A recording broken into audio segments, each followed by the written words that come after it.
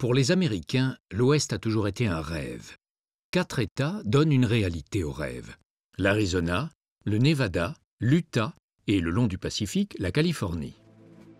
Au Far West, la Terre est un immense livre ouvert. Toutes les étapes de sa formation, tous les processus de son évolution, tous les accidents de son parcours sont visibles et de manière spectaculaire.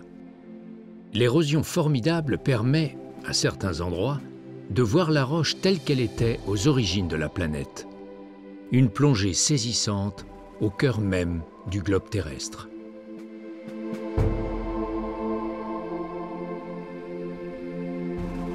Les paysages défilent souvent sans la moindre transition, de la forêt clairsemée au désert impitoyable, jusqu'à la longue côte hospitalière.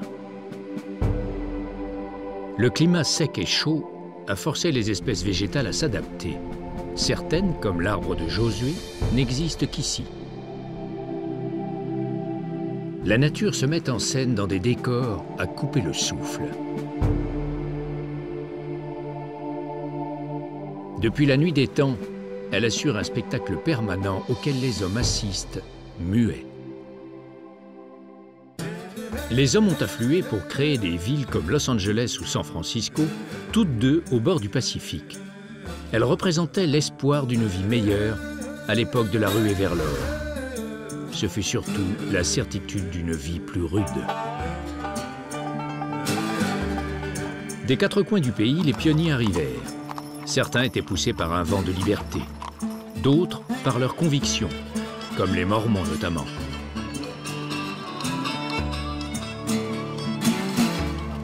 Lentement mais sûrement, les terres furent conquises par des hommes déterminés. Leur nom est entré dans la légende, les Cowboys.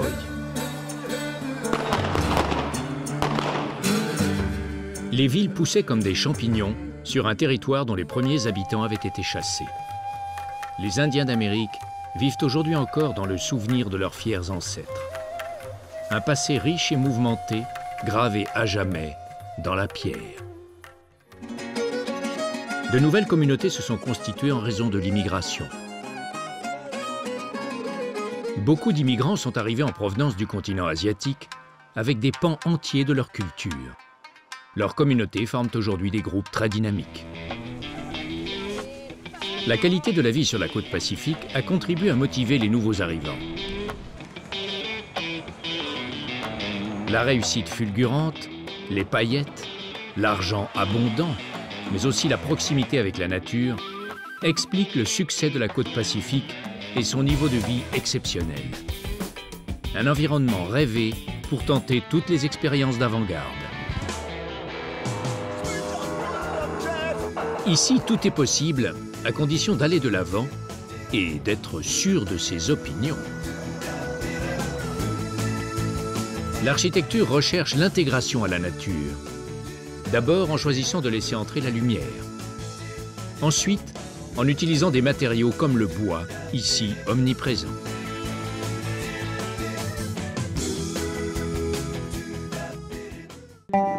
Toutes les croyances ont trouvé ici un terrain propice à leur développement. Qu'elles soient très anciennes ou récentes, les vérités les plus diverses peuvent ici s'exprimer. Malgré la sécheresse du climat, l'irrigation intensive permet l'exploitation de terres qui autrement seraient restées désertiques. On cultive des espèces qui résistent aux températures élevées. La Californie est le premier producteur de fruits du pays. La production agricole est dynamique dans des États où l'élevage fait partie de la tradition. Le destin de l'Ouest américain a changé avec la découverte du pétrole au milieu du 19e siècle.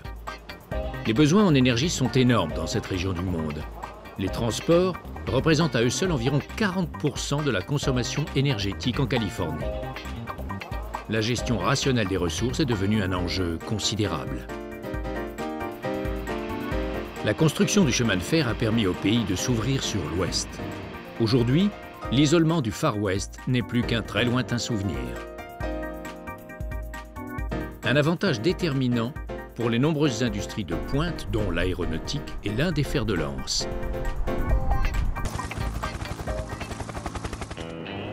La densité du réseau routier la grandeur des paysages naturels et la richesse du patrimoine culturel avec des traditions encore vivantes. Tout cela donne à l'Ouest américain un énorme pouvoir attractif.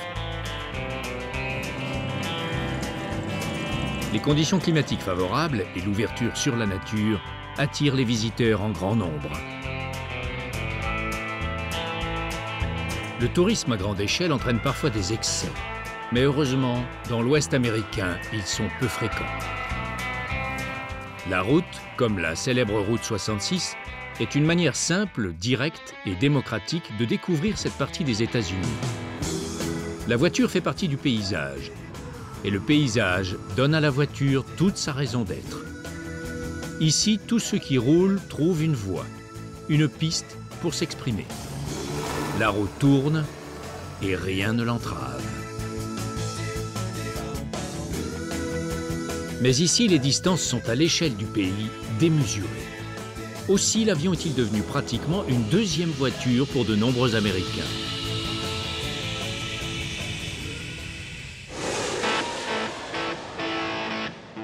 On manque de qualificatifs pour décrire Los Angeles, une ville qui compte parmi les plus étendues du monde. Les autoroutes, les freeways, sont les artères vitales d'une conurbation gigantesque. Il faut parcourir une centaine de kilomètres pour la traverser du nord au sud. Los Angeles est en réalité composé de plusieurs villes juxtaposées les unes aux autres. Il existe tout de même un centre, downtown, où se dressent de nombreux immeubles de bureaux. Los Angeles ne manque pas d'espace. Si on a choisi d'y élever des gratte-ciel, c'est plus un choix fonctionnel qu'une nécessité. L'expression artistique trouve à Los Angeles de séduisantes perspectives. La famille de Walt Disney s'est impliquée dans le financement d'une salle de concert exceptionnelle. Les riches mécènes partagent leur passion de l'art. C'est presque devenu un phénomène de mode ici.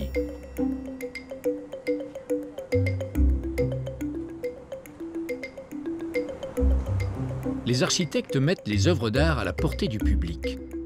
Elles donnent à la ville un reflet, une vision de son époque. Dans un environnement anonyme et indifférent, l'œuvre d'art replace l'être humain au centre de quartiers d'où il a parfois été chassé.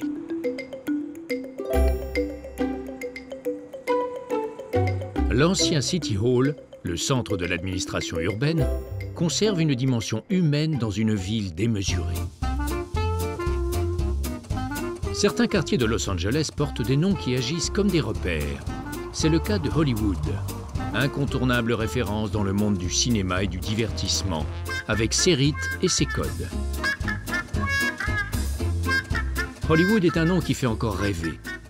Partout, l'illusion est parfaite, à tel point qu'on ne réalise pas toujours qu'on est passé derrière le décor.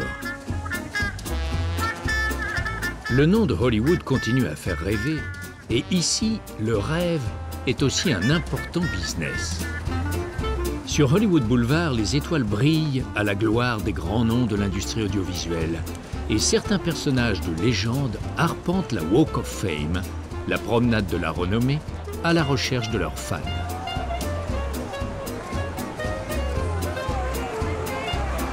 Il y en a pour tous les goûts cinématographiques. Chacun y trouve son compte.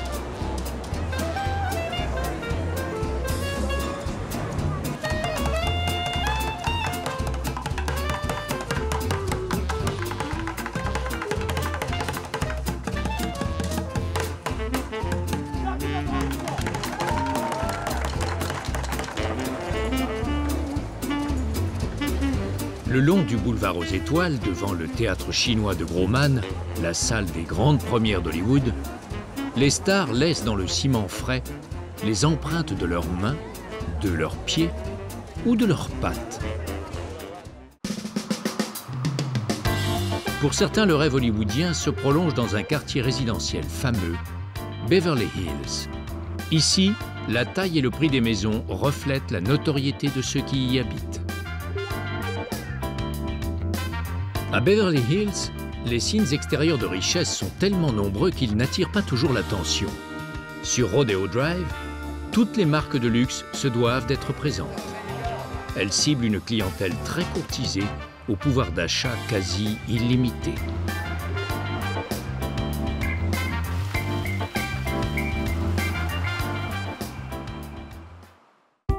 La chaîne des collines de Beverly Hills plonge dans le Pacifique, à Malibu. Certaines grosses fortunes du cinéma ont élu domicile le long de la Pacific Coast Highway. La vue imprenable sur l'océan, les collines aérées et les audaces architecturales donnent à l'endroit une bonne partie de sa notoriété.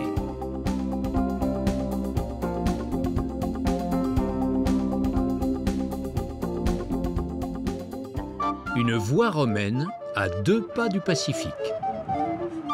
En Californie, tous les extrêmes sont possibles et l'histoire peut prendre des raccourcis saisissants. La villa romaine de Jean-Paul Getty a été élevée à la gloire d'un homme et de sa longue passion pour l'Antiquité. Le milliardaire a fait construire la réplique d'une somptueuse villa ensevelie par les cendres du Vésuve. Seules ses collections d'antiquités grecques, romaines et étrusques y sont exposées. La villa abritait naguère les chefs-d'œuvre des autres collections de Getty, qui sont maintenant exposées au Getty Center. À travers la demeure se succèdent les mosaïques et les fresques, dans un luxe infini de détails.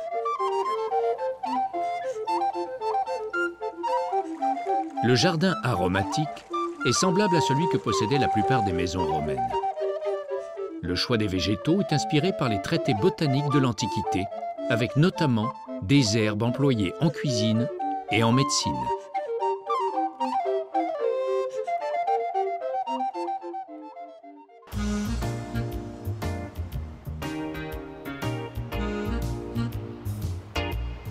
Le Pacifique offre à la côte un terrain de sport illimité. Les surfeurs en connaissent les moindres courants.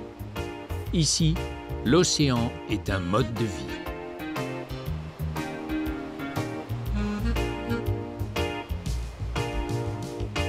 La Pacific Coast Highway est une des routes les plus fréquentées de Californie. Elle dessert les meilleurs spots de surf. Ici, on l'appelle California Dream Road, la route du rêve californien. La plage de Santa Monica s'étire sur 5 km de longueur. C'est un mythe et un symbole de la douceur de vivre à Los Angeles.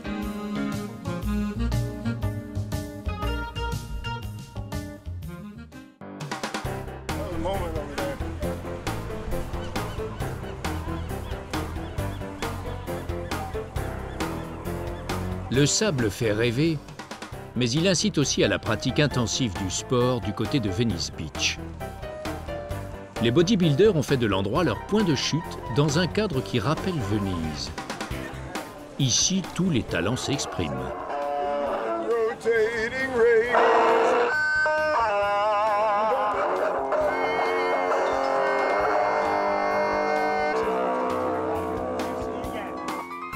Toutes les thérapies ont leurs adeptes en Californie.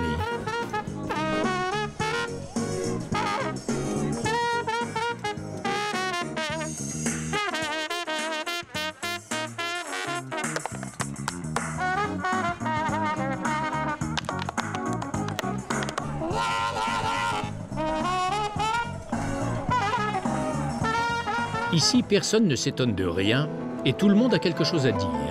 On peut croiser un diable repenti ou des musiciens de rue qui croient en leur chance. Venice est un curieux cocktail fait de liberté épanouie, de diversité individuelle et d'expression corporelle. Un singulier mélange que la nuit estompe progressivement.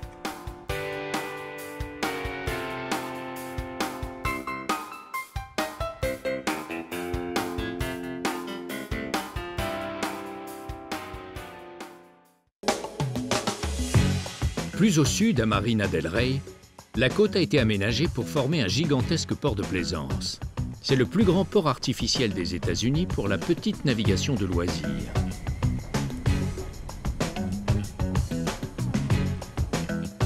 Un site exceptionnel, aménagé dans les années 1950 et entièrement ouvert sur l'océan.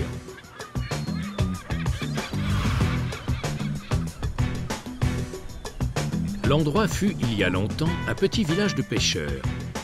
Les pélicans y ont conservé leurs habitudes.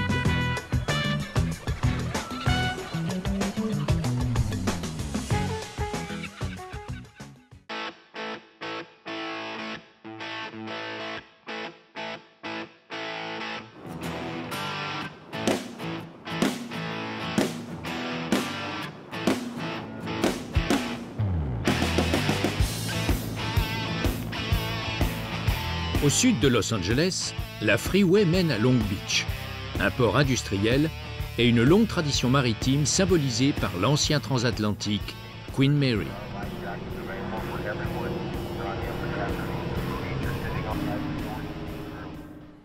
Autre attraction de Long Beach, l'aquarium du Pacifique, une immersion dans l'océan.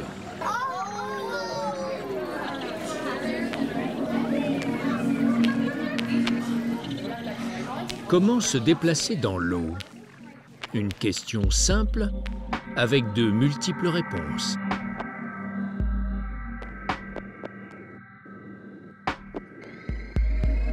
Ludique et pédagogique, l'aquarium du Pacifique donne de la vie aquatique une vision très apaisante, une approche subtile de l'océan.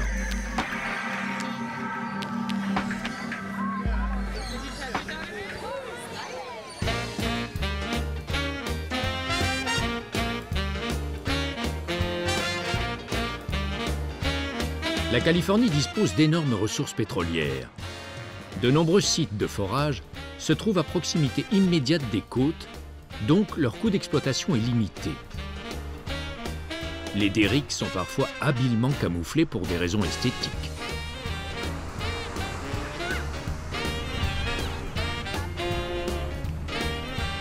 L'exploitation pétrolière le long des côtes est en principe interdite par une loi de protection du littoral. Mais les vagues emportent parfois les règles.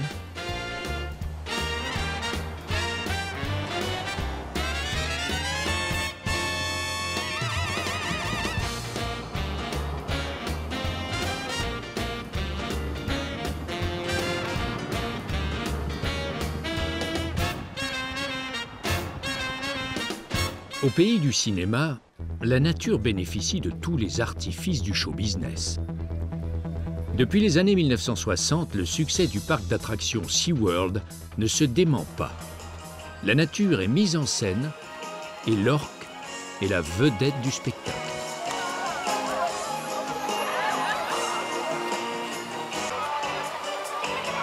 Une superproduction qui exploite tous les talents des acteurs.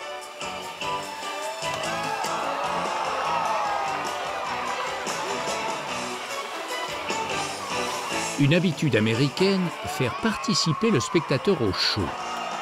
Les premiers rangs sont déconseillés.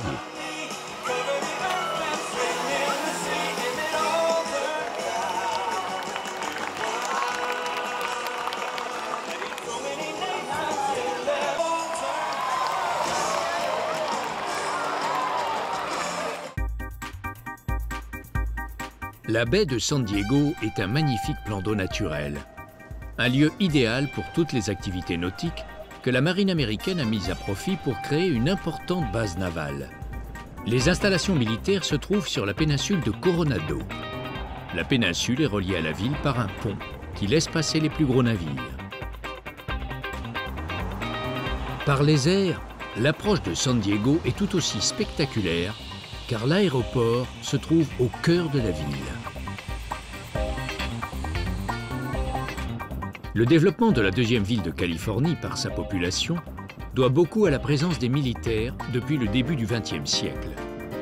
Comme dans toutes les grandes villes américaines, le centre downtown a adopté un profil en hauteur. Les premières références architecturales de San Diego sont pourtant très européennes. Le patrimoine historique a été précieusement conservé. Sur une colline, ont été réunies plusieurs maisons victoriennes provenant de différents quartiers de la ville.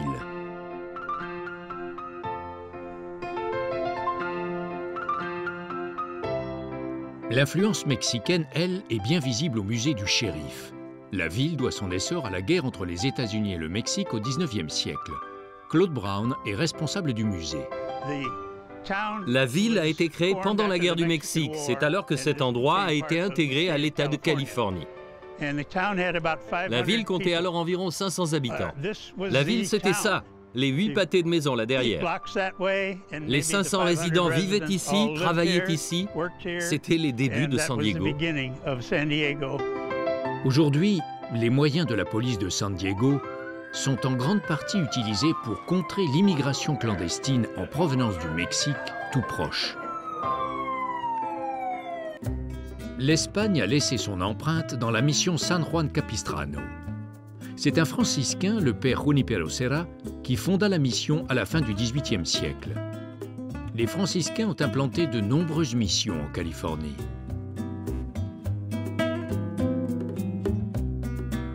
La mission San Juan Capistrano, et notamment la chapelle dédiée à son fondateur, compte parmi les plus vieux édifices de la côte ouest. La présence des Espagnols ici a précédé la création des États-Unis. Elle explique, avec l'immigration, la grande vitalité de la culture hispanique en Californie.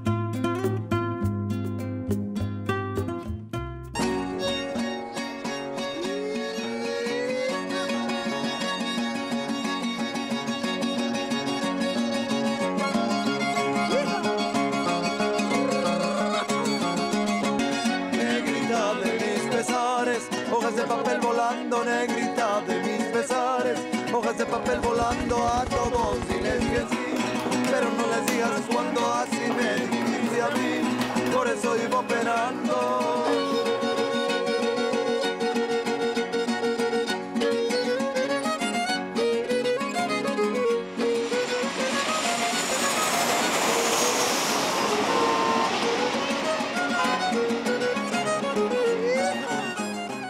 En quittant San Diego par le nord-est, on s'éloigne de la frontière mexicaine et des rivages confortables du Pacifique.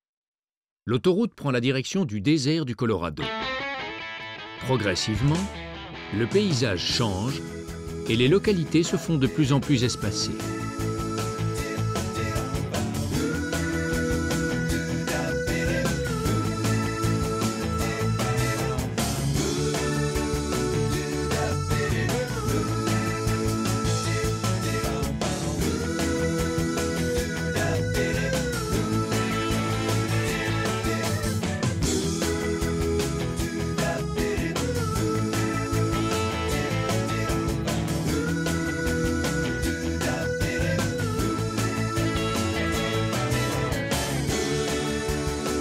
Le sol devient de plus en plus aride, jusqu'au moment où le désert fait son apparition.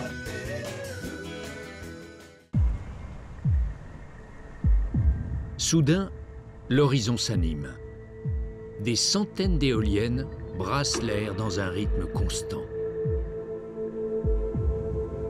Thomas Covey a connu l'implantation des éoliennes dans le désert. On est dans le parc d'éoliennes qui s'appelle San Gorgonio Wind Park. Cet endroit est l'un des tout premiers à avoir produit de l'énergie éolienne aux États-Unis. Ici, on a commencé en 1982. C'est après le choc pétrolier des années 70 qu'on a commencé à s'interroger sur la manière d'utiliser l'énergie produite par le vent. Les éoliennes ici mesurent de 90 à 115 mètres. Il y en a quelques-unes qui font 120 mètres. L'énergie qui est produite avec ces machines va vers les réseaux électriques reliés aux 11 centrales de la partie ouest des États-Unis. L'électricité qui est produite ici est ensuite distribuée sur la côte ouest grâce à une série de lignes et de relais, comme par exemple en Californie du Sud.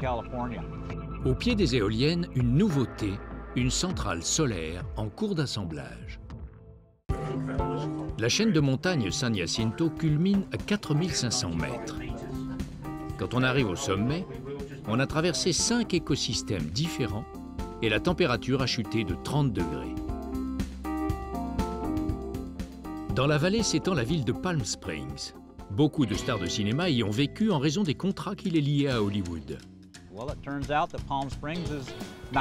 En fait, Palm Springs se trouve à environ 150 km d'Hollywood. Donc c'était l'endroit le plus éloigné où les stars pouvaient aller en respectant leurs contrats. Alors la ville devint le terrain de jeu des stars, surtout dans les années 40, 50, 60 et une partie des années 70. Mais aujourd'hui, les vedettes vont bien plus loin, car elles ne sont plus sous contrat. Elles vont plus au sud, vers la partie sud de la vallée, comme La Quinta ou Palm Desert ou ailleurs. Les palmiers sont à l'origine du nom de Palm Springs. Et les artistes qui l'ont habité ont fait sa célébrité. Nous sommes devant la villa de Frank Sinatra. Auparavant, elle s'appelait Twin Palms, les palmiers jumeaux. Elvis Presley avait aussi ses habitudes à Palm Springs. Il a acheté cette villa en 1967. Il a passé beaucoup de temps ici. En fait, il avait son studio d'enregistrement dans la maison. Il y a enregistré plusieurs disques. Rien qu'aux États-Unis, Elvis Presley a eu une bonne vingtaine de résidences différentes. Avec la légendaire ville de Memphis dans l'État du Tennessee, la Californie est un des endroits où il a séjourné le plus souvent.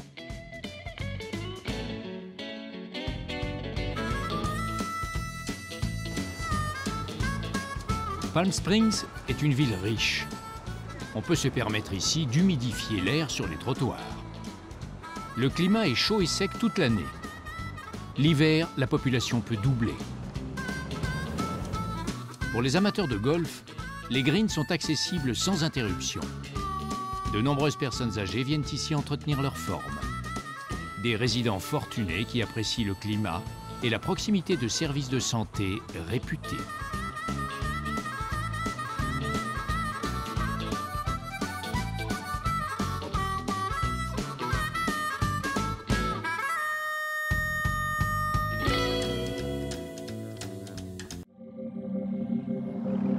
Lorsqu'on s'éloigne des palmiers de Palm Springs, la végétation évolue. Un arbre curieux fait son apparition, l'arbre de Josué, une espèce de yucca.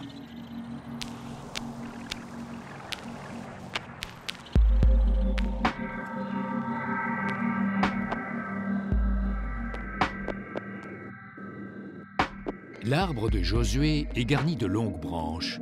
Les Mormons s'en seraient inspirés pour baptiser cet arbre cactus. En effet, il comparait les branches au bras tendu de Josué, un personnage biblique, indiquant la direction de la terre promise. Dans le Joshua Tree National Park, les rochers révèlent aussi leur origine particulière. Un véritable chaos granitique, résultat du processus de formation de la roche et du travail de l'érosion.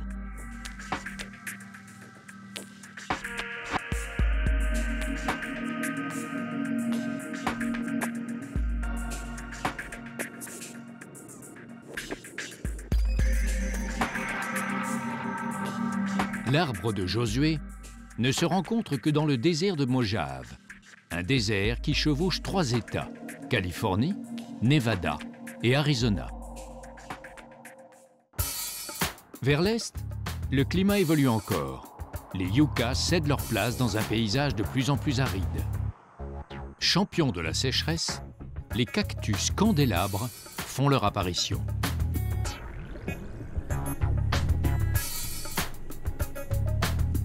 Au bord des premières routes de l'Arizona, on ne vend ni melons ni pastèques. Sur les étals, des armes authentiques en parfait état de marche. Les vendeurs exercent leur commerce en toute légalité. Nous avons ici la loi la plus libérale des États-Unis. L'Arizona autorise le port d'armes sans permis pour autant qu'elles ne soient pas apparentes. 3 États américains suivent la même règle. Le droit de porter une arme est inscrit dans la Constitution des États-Unis. Mais l'interprétation du texte varie selon les États.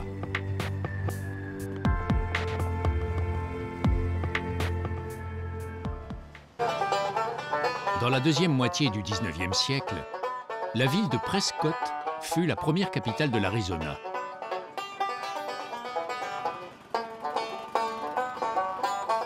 Une ville tranquille où seule la voiture, une fois qu'elle est personnalisée, cherche à se faire remarquer.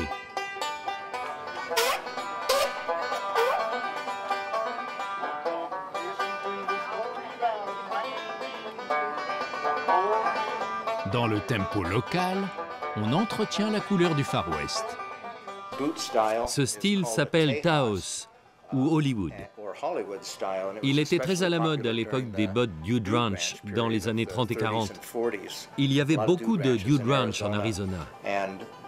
Ce style a très bien marché parce qu'on pouvait avoir l'image d'un ranch cousu sur la partie haute en cuir, un peu comme un tableau. Ici, on a l'étoile de l'Arizona et cette couleur qui rappelle le désert, un paysage aux couleurs douces.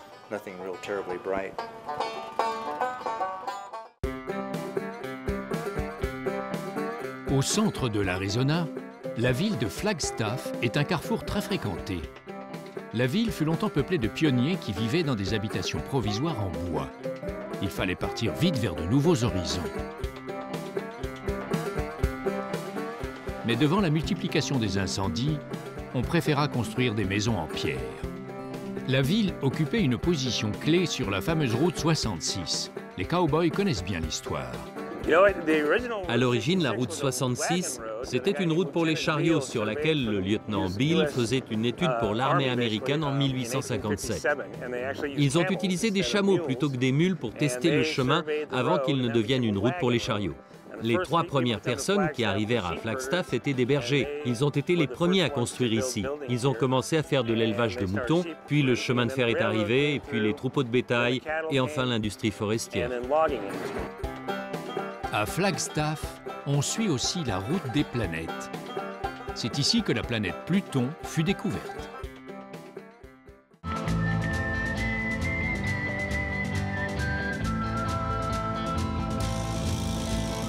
Au carrefour de voies de communication, Flagstaff est situé au beau milieu du territoire indien. Différents peuples indiens ont exercé leur influence en Arizona à travers l'histoire. Leur culture a laissé des traces évidentes.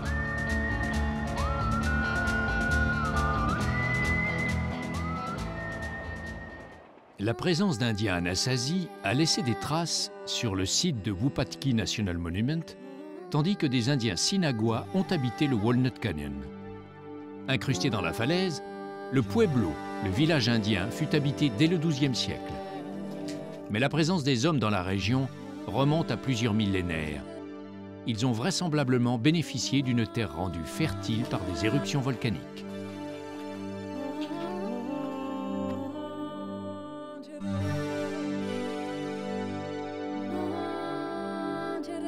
Les pétroglyphes sont riches d'informations sur le mode de vie des Indiens précolombiens.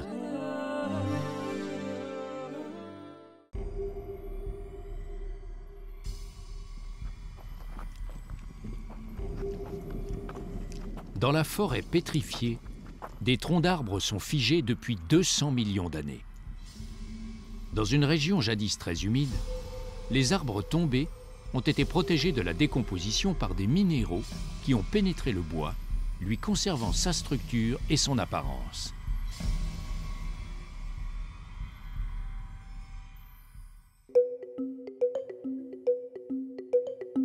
La nature a des ressources insoupçonnées. Elle se livre ici à un spectacle inédit. Le désert peint force l'admiration. C'est pur, c'est beau, c'est presque irréel. Un spectacle tout en délicatesse qui transcende le temps.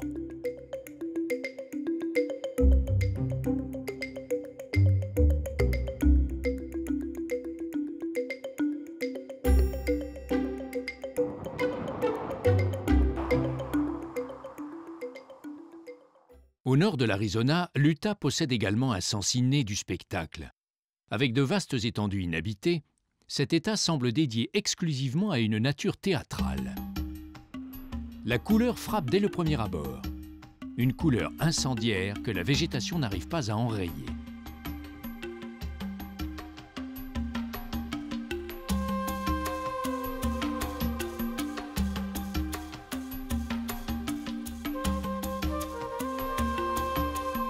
Le rouge est partout. Le rouge l'emporte sur le bleu du ciel. Il s'impose même aux végétaux.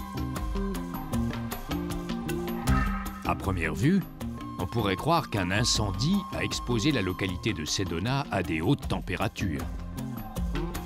Tout y est rouge, d'un rouge inspiré par une roche omniprésente. Les visiteurs ressentent une émotion quasi mystique en évoluant dans cet environnement monochrome.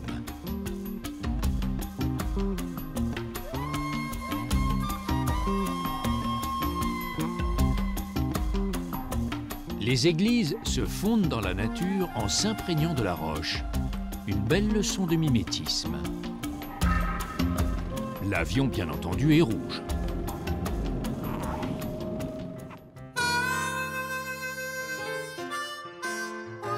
Vu d'en haut, le paysage déroule à l'infini une succession de formes et de silhouettes rouges. Mais pourquoi la roche est-elle aussi rouge?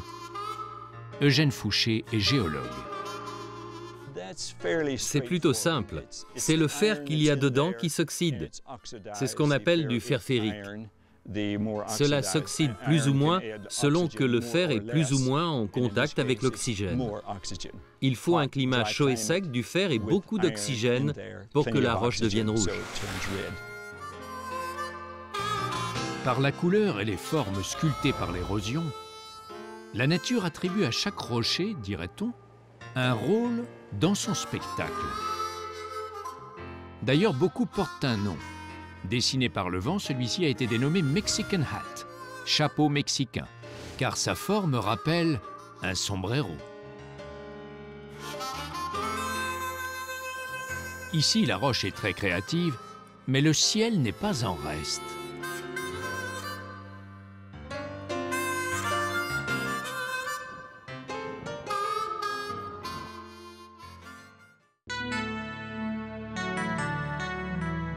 Sommet de l'érosion, Canyonlands National Park.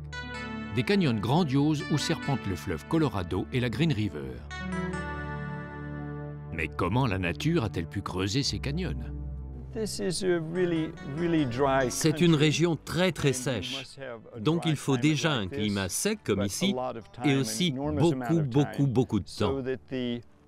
Il faut aussi une superposition de couches de roches, de la roche tendre et de la roche dure. Il faut bien entendu que la roche dure soit au-dessus de la roche tendre. Lorsque la pluie tombe sur les côtés, elle fait partir la roche tendre qui se trouve juste sous la roche dure. Comme la pluie finit par enlever complètement la couche qui soutient la surface dure, cette couche de surface se brise progressivement et elle finit par s'effondrer. Cela prend des millions d'années. Les roches tendres en dessous s'érodent à nouveau, et ainsi de suite.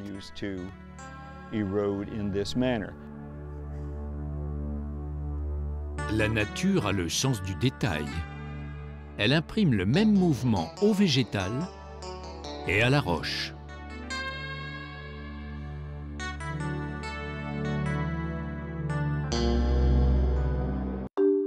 Parfois, l'homme ajoute son grain de sel au spectacle de la nature.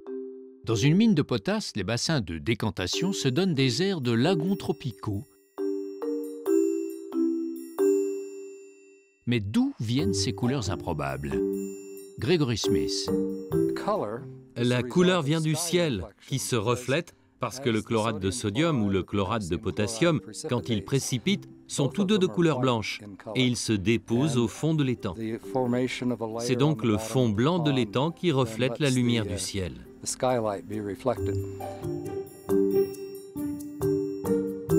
La potasse dérive du potassium concentré dans les roches de la région.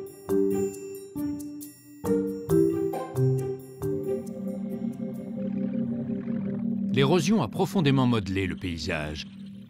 Tantôt, elle ouvre de gigantesques défilés rectilignes, tantôt, elle suggère des formes évocatrices à la roche.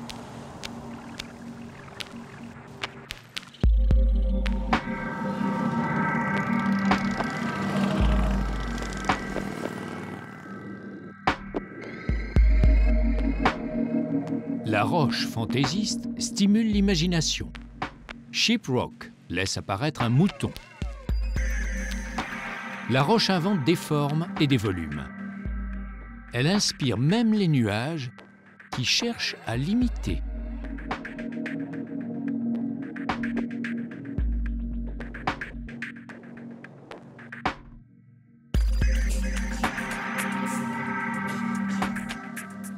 En entrant dans le parc national Arches, on accède au royaume des arches. Les arches du parc national sont des exemples typiques d'un endroit où il y a une énorme couche de grès avec de nombreuses fissures verticales. Les fissures finissent par disparaître avec l'érosion, laissant le bloc de grès apparent. Puis l'érosion progressivement grignote le grès des deux côtés. C'est à la fois l'érosion du vent et de l'eau. L'eau dissout le grès et le vent emporte les déchets.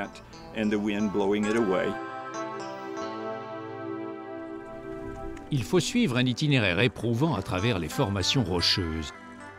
L'ombre est rare et les blocs de grès, du sable compressé, renvoient la chaleur pendant la journée. À l'arrivée, la nature récompense les randonneurs par un spectacle impressionnant.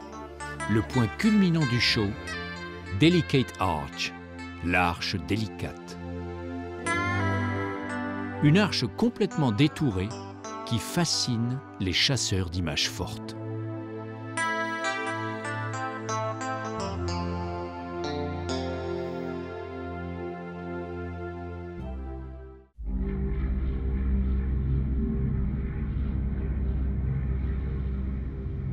Lorsque la nuit tombe, tous les éléments associés relancent encore le spectacle.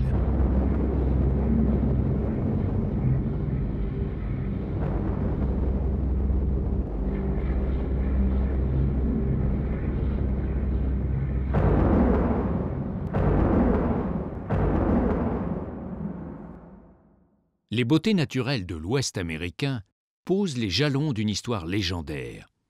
La nature grandiose a planté le décor d'une aventure qui réunit cow-boys et Indiens. On accède de multiples façons aux territoires qu'ils se sont disputés.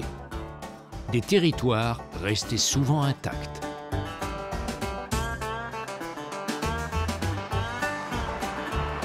La ville de Moab, en Utah, est le point de départ idéal pour découvrir ces territoires. Au milieu du XXe siècle, la découverte d'uranium a amené ici beaucoup de monde. Depuis, Moab a l'habitude de recevoir les visiteurs en grand nombre. Les amateurs de rafting embarquent ici sur le Colorado. Ils s'élancent pour une descente qui compte parmi les grands classiques du genre. Même si chacun évolue à son rythme, les sensations sont garanties.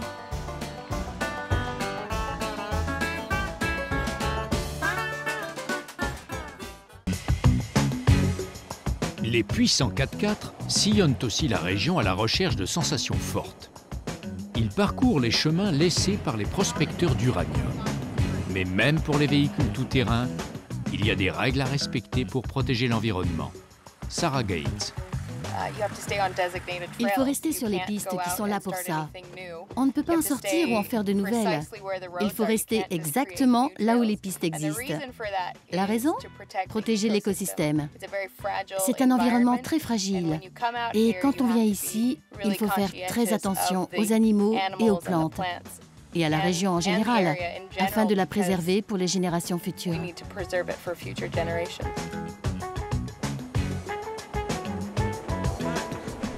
Ici, on a des visiteurs qui viennent du monde entier. Ceux qui sont là conduisent leur propre véhicule.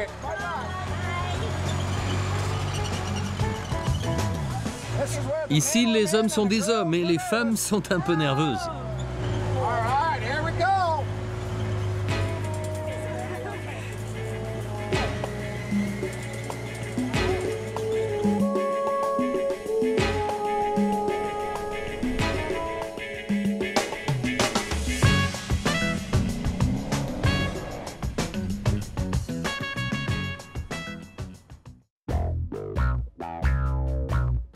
Les dinosaures ont été très nombreux dans l'Ouest américain.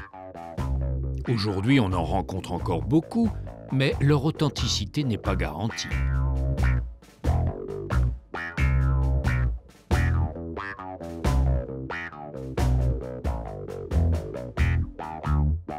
À Tuba City, la roche présente un véritable catalogue de traces de dinosaures. Tout cela vient de la période jurassique, il y a 65 à 70 millions d'années. Il y a ici des os et des œufs de dinosaures fossilisés, ainsi qu'une grande empreinte de T-Rex là-bas. Mais il y a également des empreintes sur ce côté du Vélociraptor. Il s'agit du dinosaure le plus important de l'ère jurassique. C'était un petit carnivore, un dinosaure de taille moyenne. On a toutes sortes d'empreintes. On en a tout un groupe de ce côté-là. Pour mettre une empreinte en évidence, il suffit de disposer d'un peu d'eau. On voit ici le talon, l'orteil droit, l'orteil du milieu, l'orteil gauche. Le T-Rex ou tyrannosaure a probablement été le plus grand carnivore de la création. Mais certains pensent qu'il n'était pas le prédateur terrifiant montré au cinéma. Il n'aurait été qu'un simple charognard. Ici, c'est une femelle dilophosaure. Ici, on la voit très clairement. Et il y a une plus petite empreinte d'un bébé dinosaure ici. Donc, il y avait le bébé et la maman qui marchaient ensemble. Avec leurs 3 extrémités vers l'avant, les empreintes de pattes montrent bien que les dinosaures sont les ancêtres des oiseaux.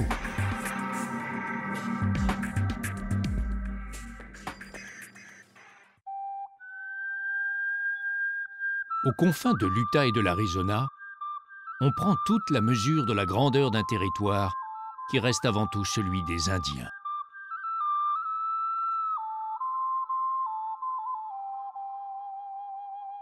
Monument Valley, un des mythes de l'Ouest américain, sculpté par la nature il y a une vingtaine de millions d'années et popularisé plus récemment par les westerns de John Ford.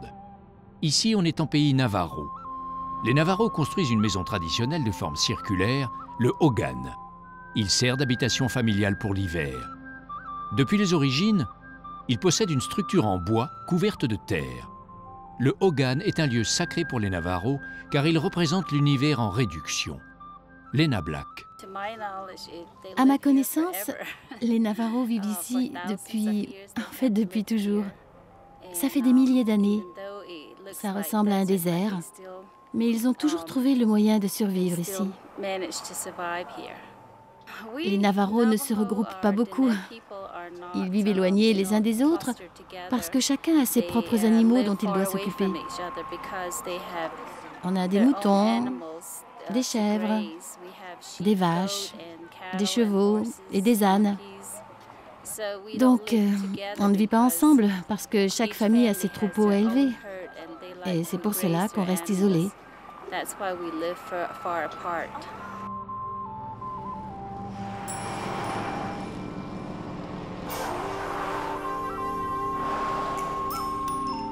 Les Navajos occupent le plus vaste territoire indien des États-Unis. Monument Valley en fait partie, un décor grandiose qui est entré dans la légende du cinéma. Plusieurs films majeurs ont été tournés ici, des westerns, mais aussi des films de science-fiction. Un cadre exceptionnel, devenu une référence pour les cinéphiles. Pas étonnant donc d'y rencontrer des cavaliers.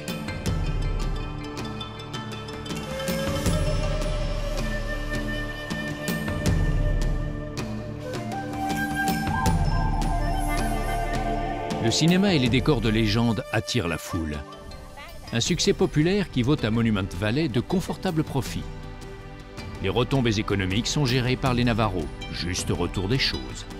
Au moins, cela permet aux artisans d'entretenir les traditions.